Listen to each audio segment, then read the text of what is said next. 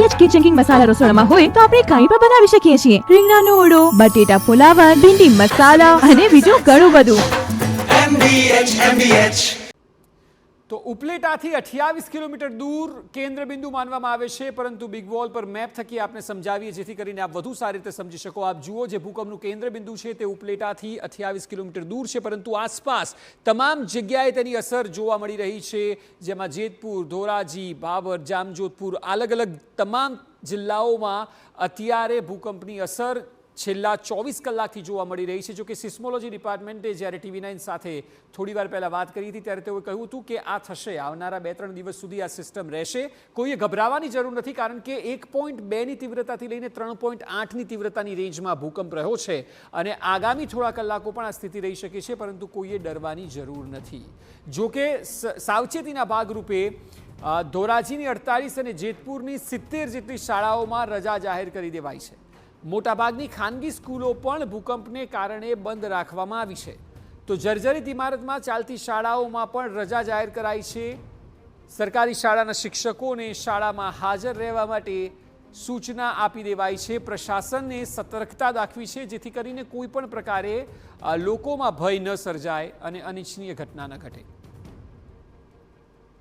બંને તાલુકા કક્ષાના અમારા અધિકારીઓ સાથે વાત કરતા જાણવા મળ્યું છે કે ધોરાજી અને જેતપુર બંને તાલુકાઓની અંદર બાળકો માટે રજા આપી દેવામાં આવી છે.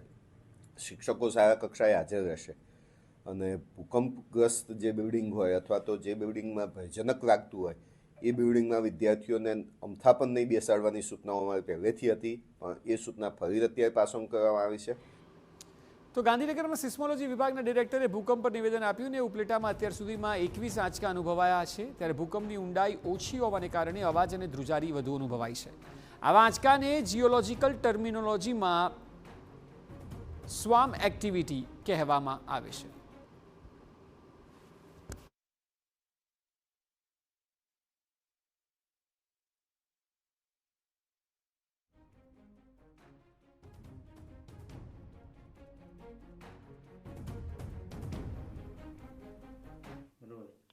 ગુજરાતમાં ભૂકંપની વાત આવે ત્યારે સૌથી પહેલાં 2000ના ભૂકંપની યાદ આવે. જે પ્રકારે ઉપલેટામાં એક પછી એક 21 જેટલા ભૂકંપના ઝટકા અનુભવાયા છે, ત્યારે આ સ્થિતિ ખરેખર શું છે અને શું આની પાછળના કારણો છે, એ ISRના જે ડાયરેક્ટર છે संतोष कुमार जी, एमनी साथेથી આપણે જાણવાનો પ્રયાસ કરીશું. संतोष कुमार जी, जिस प्रकार से उपलेटा में हम लोग देख रहे हैं, कल से अब तक करीबन 21 भूकंप के झटके महसूस किए गए हैं. क्या इसके पीछे का कारण है? टेक्निकली इसको क्या कहा जा सकता है और कितना, मतलब ये कह सकते हैं कि हम इससे डरना चाहिए या क्या करना है? देखिए, ISR द्वारा कल रात से अब सुबह तक लगभग मैग्नीट्यूड 1.4 से 3.8 के लगभग 21 अर्थक्वेक रिकॉर्ड किए गए हैं. जैसा कि हमने देखा कि मैक्सिमम मैग्नीट्यूड 3.8 है और ये बहुत कम अंतराल में रिकॉर्ड किए हैं. तो टेक्निकली इसको स्वाम्स एक्टिविटी बोलते हैं. और स्वाम टाइप ऑफ एक्टिविटी अक्सर भूतकाल में भी पेनिनसुलर इंडिया और सौराष्ट्र में देखी गई है. ये उसी प्रकार की एक्टिविटी है. और जनरली मानसून होने के बाद, हैवी मानसून जब होता है, वाटरफॉल होता है, उसके बाद जब ग्राउंड वाटर में पानी का फेरफार होता है, उसके कारण कुछ स्ट्रेस, कुछ फोर्स होती है जो ज़मीन के नीचे जाती है. और वहाँ पे अगर ऑलरेडी कुछ लिनामेंट्स या फ्रैक्चर्स हों, तो उन लिनामेंट्स और फ्रैक्चर्स में जो ऑलरेडी वहाँ पे एनर्जी जो वहाँ पे एक्युमुलेट हो रखी है, इकट्ठी हो रखी है, वो रिलीज़ होनी शुरू हो जाती है. तो ये वही एक्टिविटी, स्वाम टाइप ऑफ एक्टिविटी है.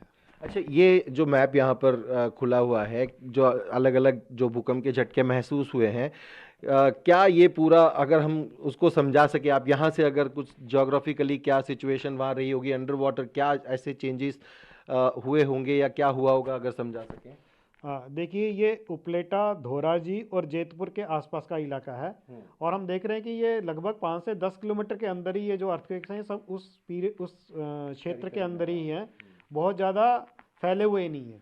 तो ये कंडेंस्ड हैं, एक ही प्लेस पे है. और ये 15 से 20 जो आसपास के गांव हैं वहीं पे फेल्ट होंगे, बहुत दूर तक फेल्ट नहीं हुए होंगे. और यहाँ पे अगर आप ये लाइन देखेंगे तो एक लिनामेंट भी यहाँ दिख रहा है, नॉर्थ जूनागढ़ लिनामेंट करके है. ये लिनामेंट के अलॉन्ग ही है. तो यहाँ पे कुछ एक रिवर टाइप भी है इसके आसपास, ये देखेंगे तो भादर रिवर है. तो ये रिवर में भी हो सकता है कि पानी के फार फार और आसपास में गांव के कोई तालाब होंगे, कोई वाटर बॉडी होगी, तो उसमें भी कुछ पानी का फेर फार हुआ होगा हैवी मानसून के कारण. तो उसके कारण ही ये अर्थक्वेक वहाँ पे जनरेट हो रहे हैं। अच्छा, एक बात और देखी जा रही है कि जो डेप्थ है वो डेप्थ ज़्यादा नहीं है, तो उसको हम कैसे डिफाइन कर सकते हैं? और जो डिस्टेंस है वो भी, जो एपिसेंटर है वो भी 30 किलोमीटर्स के अराउंड ही है, उससे ज़्यादा नहीं। देखिए जो स्वाम्स का है वो टेक्निकली और साइंटिफिकली ऐसा ही उसका करेक्टरिस्टिक्स रहता है, उसका जो चरित्र है वो ऐसा ही रहता है कि ये कम गहराई तक होते हैं और थोड़े से ही प्लेस में होते हैं, लोकेशंस में होते हैं। आपको 15-20 विलेजेस में ही आपको महसूस होंगे और कभी कभी इनमें आपको आवाज़ भी सुनाई देगी, इसलिए लोगों में घबराहट ज़्यादा हो जाती है। हालांकि इनका मैग्नीट्यूड कम रहता है। अभी भी हम ये देख रहे हैं तो इनका मैग्नीट्यूड जो अभी तक है वो 3.8 या उससे कम ही है, लगभग 3.0 के आसपास के ही इवेंट्स हैं।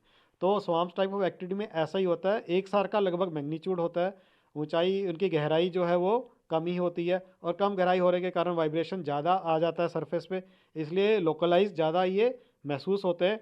और कई बार एटमॉस्फेयर की जो वायु है उसके साथ इसका आपस में मेल जोल होता है, उसके कारण जैसे डायाफ्राम का एक्शन होता है उस पर के एक्शन के कारण कभी कभी आवाज़ भी प्रोड्यूस होती है जो लोगों को सुनाई देती है। अच्छा, ये सेटलमेंट और लंबा चलेगा ऐसा अभी फिलहाल मतलब हम सोच सकते हैं या देख सकते हैं, ऐसा आपको लग रहा है? मतलब हाँ जी हाँ, बिल्कुल ऐसी बिल्कुल संभावना है कि ये जो एक्टिविटी है वो हमारे पास ये 2-4 दिन या लगभग 15-20 दिन तक चल सकती है और कभी कभी इस प्रकार की जो एक्टिविटी है वो कई बार 1 महीने 2 महीने तक भी चलती है, जो हमने भूतकाल में देखा गया।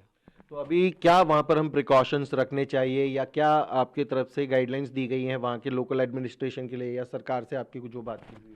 देखिए जो वहाँ का लोकल एडमिनिस्ट्रेशन है और इमरजेंसी रिस्पांस सेंटर गांधीनगर है, उन लोगों ने ऑलरेडी वहाँ पे जो भी प्रिकॉशनरी स्टेप्स हैं वो हमारी जानकारी के अनुसार वहाँ पे उन्होंने ले लिए हैं और लोगों को जागरूक कर दिया है, लोगों को बता दिया कि घबराने की ज़रूरत नहीं है और जो भी ड्यूज़ या डोंट हैं वो उनके लोकल एडमिनिस्ट्रेशन के साथ शेयर हो चुके हैं ऑलरेडी। તો આપ જોઈ શકો છો ઉપલેટાની જે સ્થિતિ છે એ સ્થિતિમાં હાલની સ્થિતિએ ગભરાવાની જરૂર નથી, કારણ કે આ જે પ્રક્રિયા છે એ પ્રક્રિયા સ્વોર્મ એક્ટિવિટી એક પ્રકારની કહેવાય છે, જે જીઓલોજીકલ ટર્મિનોલોજી છે અને એનો આ શબ્દ છે જે ડેપ્થ છે ડેપ્થના હિસાબે, કારણ કે ખૂબ ઓછી ડેપ્થ છે એના કારણે જે ધડાકા સંભળાય છે કે જે અવાજ સંભળાય છે, અવાજને કારણે લોકો ડરતા જરૂર હશે, પરંતુ આ સ્થિતિ જે છે એ કોઈ મોટી મુશ્કેલી લાવે એ પ્રકારની અત્યારે નથી. હજુ પણ આવનારા સમયમાં બની શકે છે કે આ પ્રકારની પરિસ્થિતિ ઉદ્ભવે અને થતી રહે, પરંતુ પ્રિકોશનરી મેજર્સ જે લેવાના છે એ માટેની સૂચનાઓ પણ સ્થાનિક તંત્રને આપી દેવામાં આવી છે. કેમેરામેન નટવર પરમાર સાથે સચિન પાટીલ, TV9 ગાંધીનગર.